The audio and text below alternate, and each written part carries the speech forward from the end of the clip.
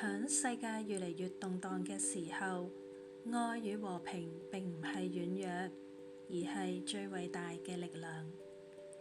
歷史上有好多以和平同愛為信念嘅偉人，我哋一齊聽下有關佢哋啟發人心嘅小故事啊！印度嘅非暴力之父甘地，佢嘅信念係以非暴力嘅方式對抗暴政，和平先至係永恆嘅正義。有一次，一位媽媽帶住一個小朋友嚟揾甘地，叫佢勸小朋友唔好再食太多糖。甘地聽完之後，就叫佢哋1個星期之後再返嚟。1個星期後，甘地就對嗰個小朋友講啦：唔好再食咁多糖啦，對身體唔好。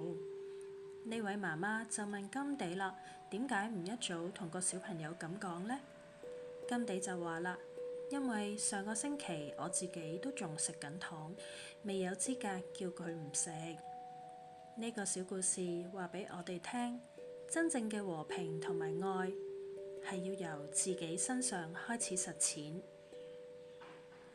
生於馬其頓，終身奉獻俾印度貧民窟嘅德蘭修女，佢嘅信念係：我哋做嘅唔係偉大嘅事，而係以偉大嘅愛去做小事。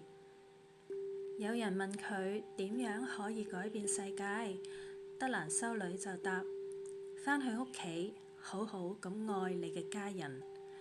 佢認為世界之所以充滿仇恨，係因為太多人心裏面空虛，喺屋企裏面缺乏愛。和平唔一定要喺戰場上面發生，而係喺每一個家庭入邊開花結果。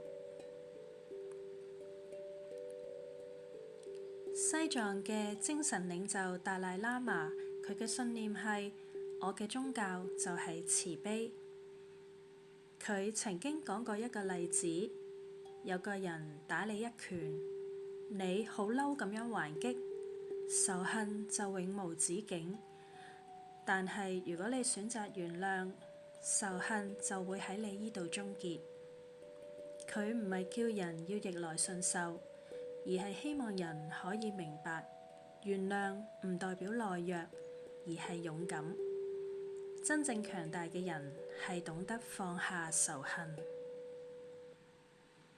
美國民權領袖馬丁路德，佢嘅信念係：黑暗無法驅走黑暗，只有光明能夠做到。仇恨亦都無法消除仇恨，只有愛先至可以。佢被捕坐監嘅期間，寫咗一封著名嘅信，叫做《伯明翰監獄書信》，入面講到：唔公義無論發生喺邊度，對整個世界都係威脅。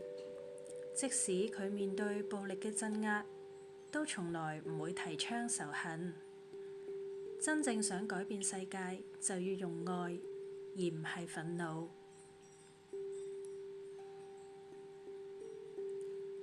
被囚27年仍然選擇寬恕嘅南非第一任總統曼德拉，佢嘅信念係：有勇氣唔代表冇恐懼，而係雖然有恐懼都要前行。當佢出獄成為南非總統嘅時候，有人建議報復曾經迫害佢嘅人，但係佢選擇邀請對方一齊出席和解儀式。並且話：如果我心裏仍然有仇恨，我其實仲喺監獄入面。只有原諒，先至可以真正自由。放低仇恨，以愛共建美好家園，唔只係理想，而係可以由每一個人開始做起。無論你依家喺邊度，過緊點樣嘅生活，只要願意種下愛與和平嘅種子，世界就會有所改變。